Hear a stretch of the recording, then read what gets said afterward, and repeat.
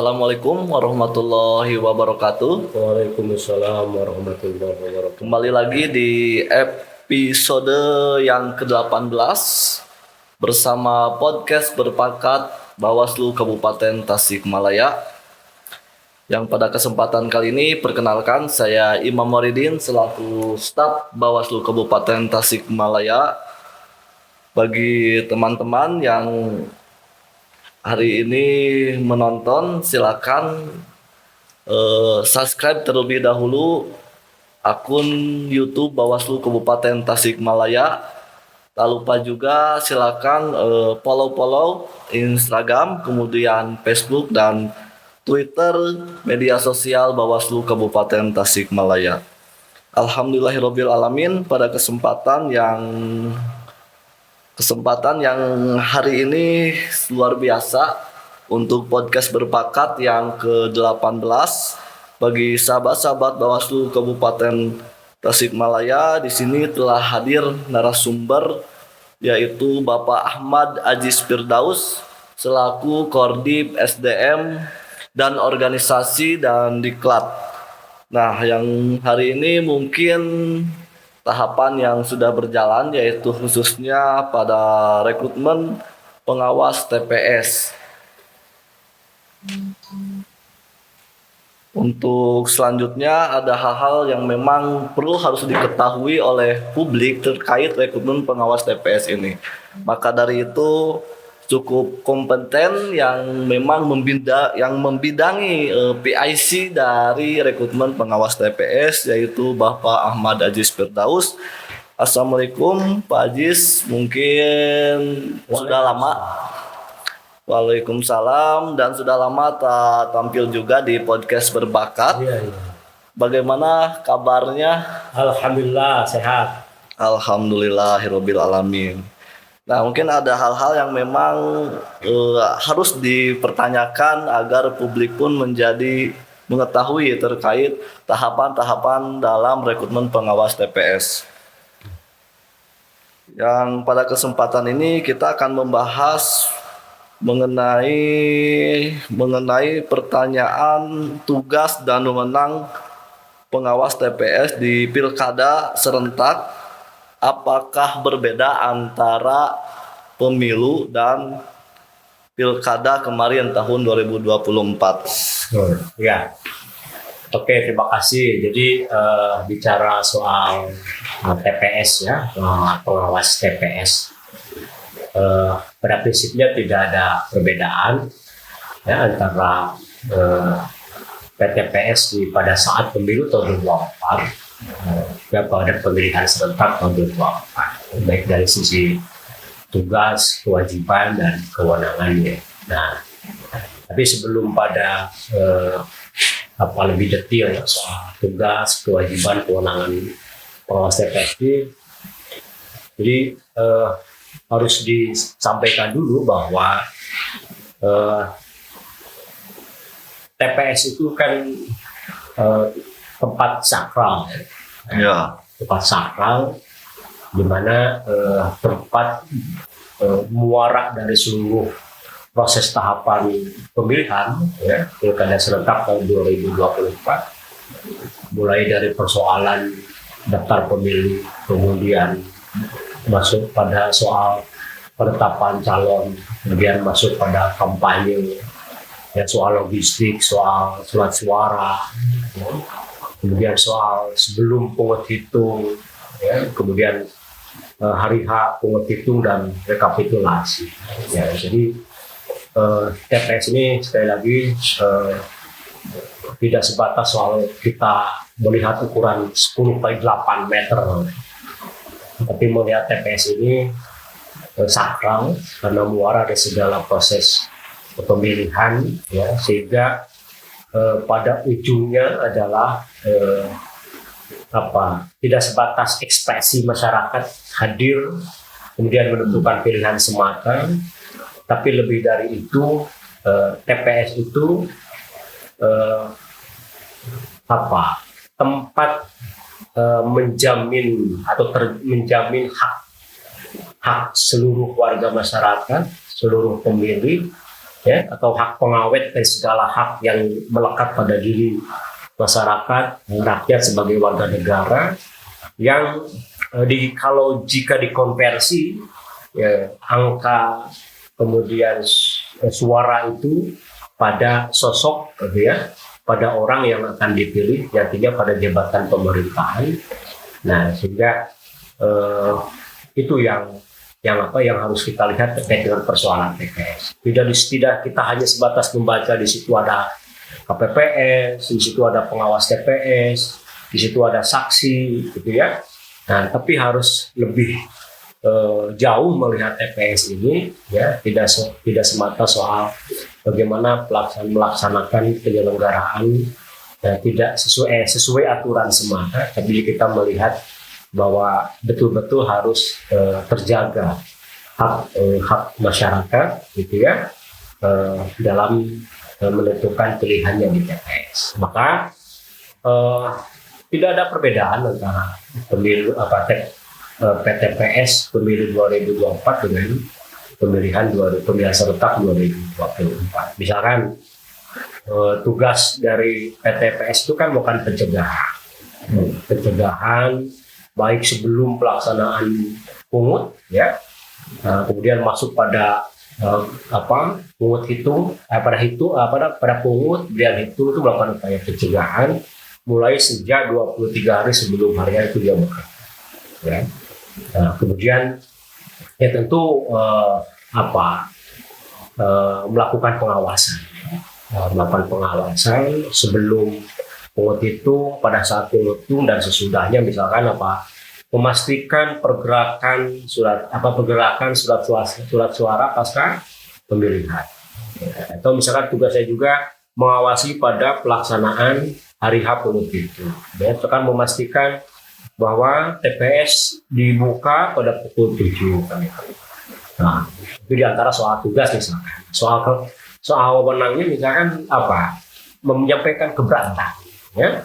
Bukan keberatan atas hasil pengawasan, tidak sesuai dengan tata cara, mekanisme, prosedur yang ada, atau pada dugaan-dugaan pelanggaran yang dilakukan, ya, oleh siapapun yang ada di TPS itu, gitu ya, yang bertugas, ya, itu melakukan keberatan atau menyampaikan baik secara langsung, ya, keberatannya, ataupun bisa yang bersifatnya itu melaporkan secara berjenjang ke pengawas desa ataupun ke pengawas kecamatan yang nantinya ke Bawaslu. Ya. Apakah ada potensi pelanggaran administrasinya, ya, apakah memunculkan potensi pemungutan suara ulang, ya, atau memerlukan potensi penghitungan, ya, penghitungan suara dan lain-lain. Nah, itu PTPS memiliki kewenangan, ya. Nah, di samping tentu secara berjenjang melaporkan, ya,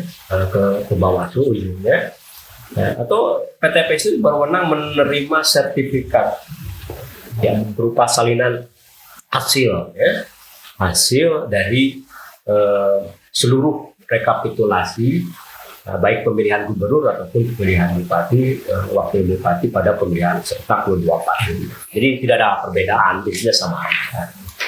Oke, teman-teman mungkin tadi sudah terjawab ya bahwa tugas dan wewenang pengawas TPS itu artinya tidak ada perbedaan antara pilkada dan pemilu. Yang penting poinnya bahwa pengawas TPS itu menjadi sakral ataupun ujung tombak dari nantinya pemilihan serentak di tahun 2024. Nah, setelah ini mungkin Pak terkait regulasi nih mengenai dasar hukum yang menjadi acuan dalam proses perekrutan pengawas TPS. Ya, jadi tentu kalau soal regulasi acuan beda ya antara acuan regulasi terkait dengan rekrutmen TPS basis pemilu tahun 2024 dengan pemilihan serentak 2024. Untuk pemilihan serentak 2024 itu, ya, tentu bahwa secara kelembagaan, ya, secara kelembagaan baik di Undang-Undang 7 2017, ya, diatur bahwa pengawas pemilu itu secara hierarki itu mulai dari Bawaslu RI, Bawaslu provinsi, kemudian Bawaslu kabupaten kota, Bawaslu kecamatan, kemudian pengawas kelurahan desa dan pengawas TPS dan pengawas luar negeri. Itu secara kelembagaan hierarki diatur gitu ya. Nah maka di pemilihan serentak 2024 dengan Undang-Undang 10 2016 yang diturunkan secara teknis oleh surat Bawaslu nomor 1069 ya, 1069 tahun 2004 itu dikeluarkan sebagai rujukan pembentukan pengawas TPS.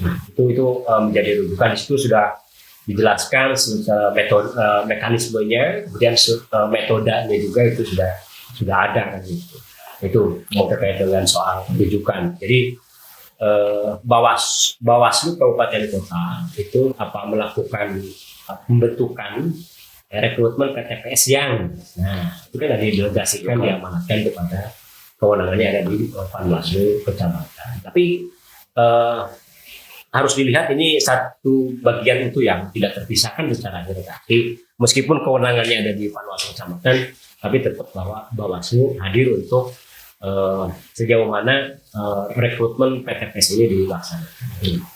Oke, untuk ini Pak, berapa banyak jumlah pengawas TPS yang direkrut dalam proses perekrutan kali ini? Jadi terkait dengan jumlah itu ya, pengawas TPS itu ya harus diambil dulu sesuai dengan aturan regulasi, 1 orang ya, per TPS. Ya itu kuncinya harus dipegang. Jadi ada perbedaan jumlah antara jumlah pengawas TPS di pemilu 2024 dengan pemilihan serentak 2024. Nah, terkait dengan jumlah besarnya yang mengikuti berapa jumlah yang ditetapkan oleh KPU. Artinya surat keputusan yang dikeluarkan oleh KPU ya sebesar 2.847 TPS. Nah, maka sebesar itu juga Panwaslu kecamatan ya melakukan rekrutmen, menetapkan nantinya basis TPS 1 orang dengan jumlah 2.847 orang. Nah, itu jadi dasarnya kita tidak bisa menentukan ya berapa jumlah ansih hanya Bawaslu yang menentukan, tetapi harus menyesuaikan dengan keputusan yang dikeluarkan oleh KPU Kabupaten Tasikmalaya. Oke, terima kasih Pak, sudah terjawab mungkinnya terkait kebutuhan itu memang sesuai dari jumlah TPS yang ditentukan oleh KPU Kabupaten Tasikmalaya, yaitu dengan nantinya yang akan hadir setiap TPS itu 1 orang pengawas TPS. Nah, untuk pertanyaan selanjutnya Pak, terkait pengawas TPS kan tentunya ada syarat ya, ada syarat. Nah, lantas apa saja sih syarat yang diperlukan dalam proses rekrutmen? Kemudian yang mendaftarkan diri ini harus kemana? Ya, jadi ya kita mengacu tentu pada juknis yang dimiliki oleh Bawaslu ya, buku panduan atau petunjuk pelaksanaan terkait dengan teknis rekrutmen ini.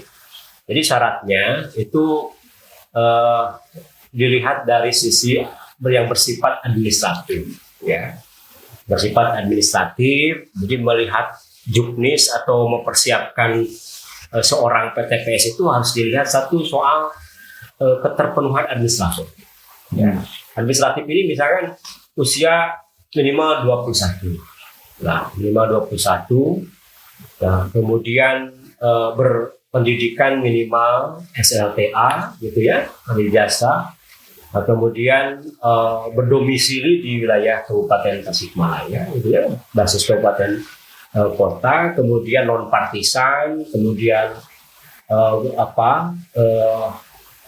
non partisan itu tidak terlibat sebagai pengurus partai politik, kemudian tidak pernah dengan pidana, narapidana kan gitu dan lain-lain. Itu baik secara administratif itu sebagai salah satu penilaian indikator dalam mempersiapkan pengawas. Yang kedua ya, syarat pengawas TPS itu ya di samping administratif harus disiapkan juga soal indikator aspek kognitif ya, soal kemampuan dia memahami regulasi aturan kepemiluan, aturan pemilihan serentak, misalkan baik itu berupa undang-undang, ya peraturan, ya surat keputusan yang dikeluarkan oleh masing-masing lembaga penyelenggara. Nah, kemudian dia menguasai nantinya alat kerja pengawasan, gitu ya. Nah, kemudian mampu melaksanakan tugas-tugas pada saat melakukan pekerjaan dalam pengawasan. Itu soal kognitifnya. Ya, kemudian soal sisi afektifnya itu kan harus diukur. Soal apa efektif itu, misalkan soal kesiapan dalam menerima tekanan, soal profesionalitas, soal kecermatan, gitu. Itu soal efektif. Nah, yang soal tanggung jawab, akuntabilitas itu kan semua ada di dalam prinsip-prinsip penyelenggara. Nah, yang ketiga soal psikomotoriknya. Nah, psikomotorik ini kan bisa diukur, dia berkemampuan komunikasi, dia memiliki basic yang argumentatif, gitu ya. Nah, kemudian bisa mengadministrasikan, ya. Karena kerja-kerja pengawas TPS itu tidak sebatas hadir duduk semata, tapi sebelum pungut itu, ya, dia harus memastikan soal misalkan C undangan, ya, atau dulu C6 gitu ya. Nah, C undangan siapa ya, undangan ini milik siapa, diserahkan pada orang yang tepat sesuai dengan yang ada dalam C undangannya. Jadi apalagi hari H, kemudian pada pelaksanaan rekapitulasi. Jadi harus mampu mengadministrasikan juga, mampu berkomunikasi, ya, cekatan gitu ya. Kalau bahasa kitanya itu cekatan, gitu ya, tidak pasif gitu sebagai seorang pengawas. Tidak soal pengawas TPS saja, semua pengawas itu harus memiliki aspek kognitif, afektif sama psikomotorik itu harus jalan nih semuanya. Karena berhubungan dengan apa? Kayak berhubungan dengan orang, ya. Di situ ada saksi, di situ ada KPPN, di situ ada masyarakat, gitu ya.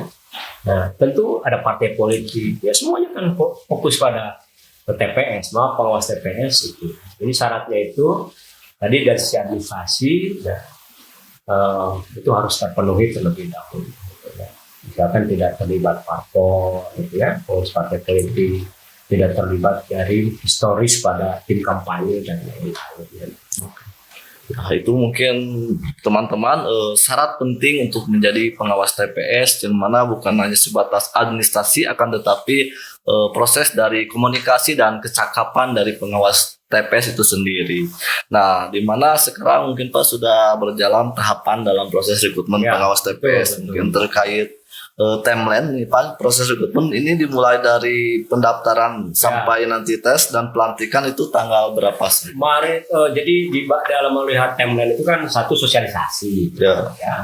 Sosialisasi sudah dilaksanakan, gitu ya, baik di Bawaslu, Panwaslu kecamatan, kemudian PKD mensosialisasikan, baik bentuknya kita pasang di medsos, ya, di media sosial, baik kita bentuknya adalah cara memberikan informasi menempelkan di papan pengumuman, ya, itu soal sosialisasi. Nah, di waktu pendaftaran itu kan tanggal 12 sampai tanggal 28 September. Nah, itu gelombang pertama. Sebenarnya gelombang pertama, ya, dari sekian alternatif Bawaslu RI memberikan timeline rekrutmen PTPS ini sangat leluasan, ya. Ada gelombang pertama. Dalam hal gelombang pertama sampai tanggal 28 itu sudah terpenuhi keterpenuhan dua kali kebutuhan dan ada unsur perempuan dari masing-masing basis desa, itu tidak diperpanjang, gitu ya, karena aturannya seperti itu. Jadi meskipun usia di gelombang pertama itu 21, usia di gelombang kedua itu 17 dalam hal belum terpenuhi, ya, di gelombang pertama sampai pada tanggal 28. Bahkan dalam hal belum terpenuhi sampai pada 1 minggu sebelum hari H itu Panwaslu kecamatan diberikan kewenangan untuk masih membuka rekrutmen terkait dengan PTPS dalam hal belum terpenuhi di gelombang kedua. Ya, tapi kalau sudah terpenuhi ya tidak dibuka lagi alias ditutup kesempatannya sampai pada tanggal 28 September 2024. Itu kemudian dilanjut nanti ada pengumuman administrasi ya di tanggal 11 ya. 11 Oktober ya, 11-12 Oktober. Nah, administrasi dilanjutkan pada wawancara. Nah, setelah wawancara, tentu Panwaslu Kecamatan yang melakukan wawancara, melakukan penilaian, kemudian diumumkan pada akhir masa rekrutmen ini. Nah, kemudian tanggal pelantikannya antara tanggal 3 dan 4 November gitu ya. Itu rangkaian dari timeline-nya. Nah, jadi sekali lagi yang menentukan pengawas TPS ini adalah Panwaslu Kecamatan dengan rangkaian mekanisme lulus administrasi dan kemudian mengikuti wawancara. Nah, seperti itu terkait dengan mekanisme rekrutmen. Nah, mungkin itu sudah cukup diketahui ya buat teman-teman terkait tahapan timeline sampai nanti pada pelantikan gitu, di mana ada mekanisme dalam proses rekrutmen PTPS ini sendiri. Nah, kemudian Pak, untuk dalam proses wawancara ini kriteria penilaian apa saja yang dipakai nih? Apakah ada penilaian khusus dalam proses seleksi ini? Ya, itu tadi. Ya pasti kita memiliki metodenya. Ya. Nah, metodenya bagaimana misalkan soal kalau soal administrasi kan sudah selesai ya, keterpenuhan administrasi. Tadi soal aspek kognitifnya, ya, soal penguasaan terhadap kepemiluan, ya, soal penguasaan terhadap peraturan perundang-undangan, termasuk soal lingkungan, dia menguasai lingkungan sekitarnya, kan? Kognitif, ya. Tadi sampai soal tanggung jawab. Kemudian soal akuntabilitasnya, kemudian soal mentalitasnya kan gitu. Nah, kemudian sisi psikomotoriknya ya, soal tadi dia bisa argumentatif menjelaskan ya terkait dengan baik sebelum quote itu, pada saat itu ataupun pada saat dia mampu berkomunikasi dua arah kan gitu ya. Ya, kemudian kepekaan sensor, ya, responsibilitas terkait dengan pekerjaan yang melibatkan orang banyak, gitu ya, orang lain juga itu harus dimiliki gitu oleh. Nah, ini kan dalam wawancara itu nanti akan dilihat soal aspek kemampuan kognitif, afektif sama psikomotorik. Ya. Oke. Mungkin itu dari sebelum nantinya kan tentunya ada wawancara tadi sudah disampaikan terkait aspek kognitif, artinya ada kemampuan ya soal wawasan kebangsaannya gitu ya. Ya, soal wawasan kebangsaannya, kemudian soal Pancasila dan Undang-Undang Dasar 45 ya, itu kan harus menjadi fondasi dasar yang digali oleh wawancara itu teman-teman Panwaslu Kecamatan. Oke, mungkin ini Pak perlu ditegaskan kembali nih terkait proses rekrutmen ini kan adakah pihak-pihak yang dilarang menjadi pengawas TPS? Lantas kalau ada siapa saja? Sebenarnya sih kalau yang dilarang itu kan yang udah sesuai dengan peraturan yang sudah ada jelas ya. Ya misalkan TNI Polri kan gitu ya. Nah, kemudian kalau aparatur sipil negara kan sudah punya regulasi aturan tersendiri kan yang mengikat ya, terkait dengan aparatur sipil negara. Meskipun sebenarnya tidak ada larangan yang saklek gitu ya terkait dengan aparatur sipil negara. Tapi kan ada aturan terkait dengan harus mengundurkan diri kayak gitu ya dari jabatan pemerintahan. Nah, itu diantaranya. Nah, prinsipnya sih yang selama memenuhi syarat gitu ya menjadi pengawas TPS, nah, kemudian itu tidak ada penolakan untuk mendaftar kan gitu ya. Nah, tidak penolakan. Tapi kan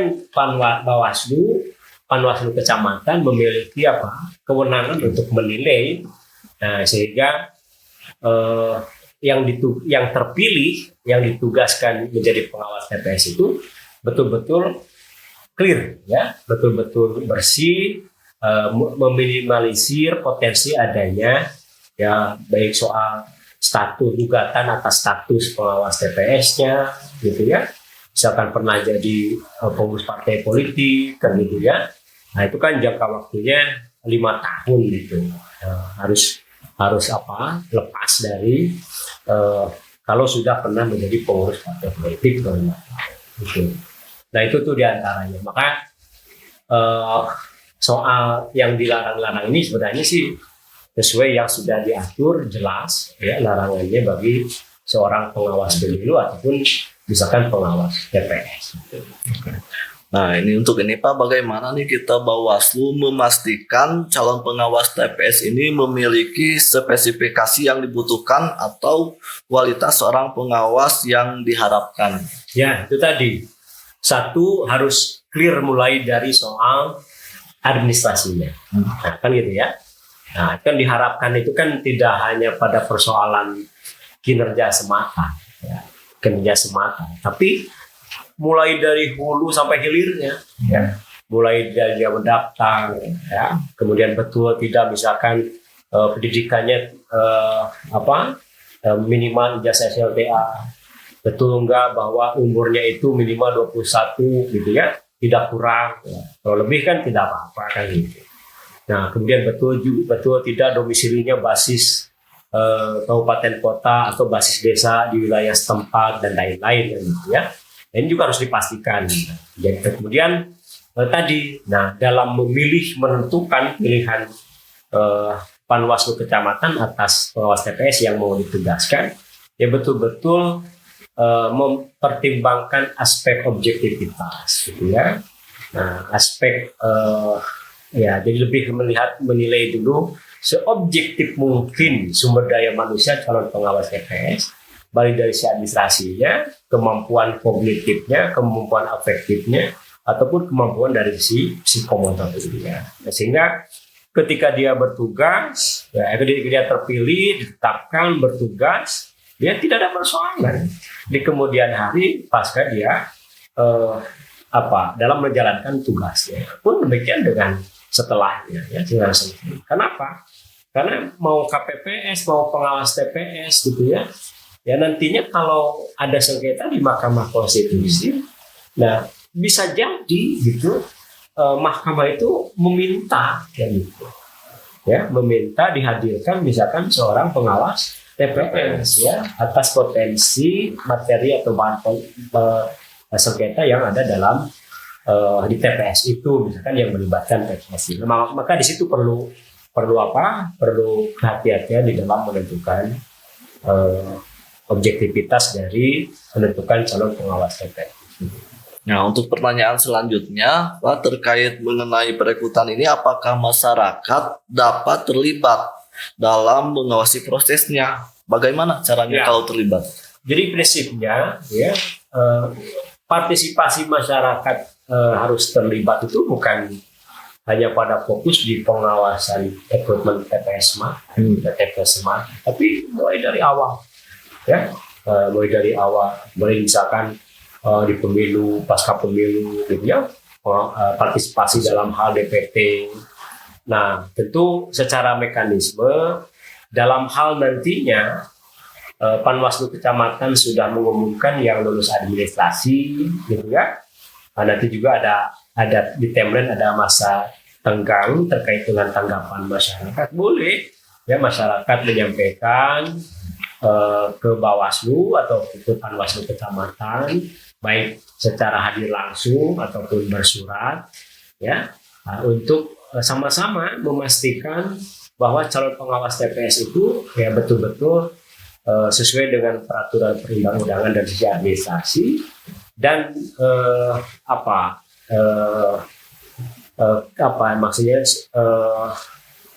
harapannya dia sesuai dengan kebutuhan sebagai seorang pengawas TPS. Boleh nanti ada mekanisme tanggapan masyarakat baik secara langsung ataupun secara bersurat, baik ke Bawaslu, ya, misalkan di kecamatan Anu, di desa Anu, ya, di desa ini ya apa kronologis tanggapan masyarakatnya, apakah terlibat partai politik atau terlibat tim kampanye misalkan kan gitu ya, kemudian bukan warga Kabupaten Tasik misalkan ya gitu, misalkan kan gitu. Nah ini boleh memberikan tanggapan kepada Bawaslu ataupun di Panwaslu kecamatan, sehingga nanti ada tindak lanjut, ada klarifikasi untuk memastikan atau meng-cross check kembali ya atas tanggapan masyarakat pada yang bersangkutan. Gitu. Itu boleh silakan untuk sama-sama melakukan cross check, recheck, berpartisipasi dalam setiap tahapan sebenarnya ya. Oke, jadi masyarakat bisa terlibat dalam proses rekrutmen pengawas TPS dan juga dalam setiap tahapan di pilkada. Tidak ada keterkaitan sesama penyelenggara. Betul. Kan gitu. Itu diantaranya misalkan. Nah yang tahu kan mungkin dari pengawas pemilu, dari Panwas kecamatan ada keterbatasan. Nah disitulah partisipasi masyarakat menyampaikan informasi-informasi yang lebih valid mungkin ya, dari sebatas kita melihat berkas secara administrasi semata. Nah, mungkin itu dapat diketahui oleh teman-temannya atas apa yang disampaikan oleh narasumber kita pada kesempatan kali ini terkait proses rekrutmen pengawas TPS. Nah, Pak, sebelum mengakhiri podcast ini mungkin ada closing statement dari... Ya jadi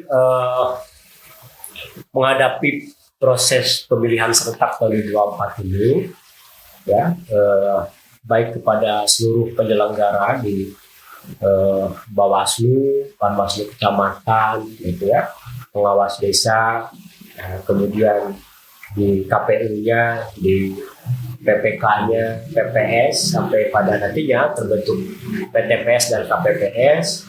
Ya, mari kita lihat bahwa menghadapi pemilihan serentak 2024 ini ya tidak semata kita melaksanakan kerja-kerja teknis yang diatur dalam norma, dalam aturan yang ada, ya, tetapi juga mari kita terus menguatkan bahwa ada nilai-nilai yang harus kita perjuangkan ya, dari sisi indeks demokrasi yang harus terus lebih kuat ya, lebih meningkat di Kabupaten Tasikmalaya ya, dengan kedewasaan berpolitik di Kabupaten Tasikmalaya, karena tidak semuanya aktivitas perbuatan itu terakomodir oleh norma aturan dalam PKPU ataupun dalam Undang-Undang 10 tahun 2012 ya, tapi di situ ada yang sifatnya itu terkait dengan persoalan etika politik, gitu ya, berkaitan persoalan etika politik, bahwa di masyarakat ada norma yang mengatur ya, norma itu adat istiadat, kebiasaan, gitu ya, ataupun norma hukum tersebut. Nah ini penting kita perkuat,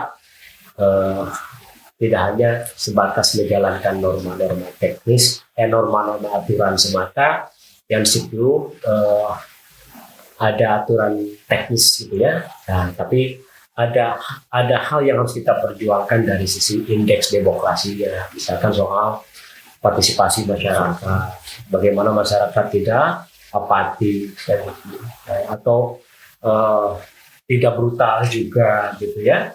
Ya, soal money politik gitu ya, soal apalagi ya, ujaran-ujaran kebencian gitu ya.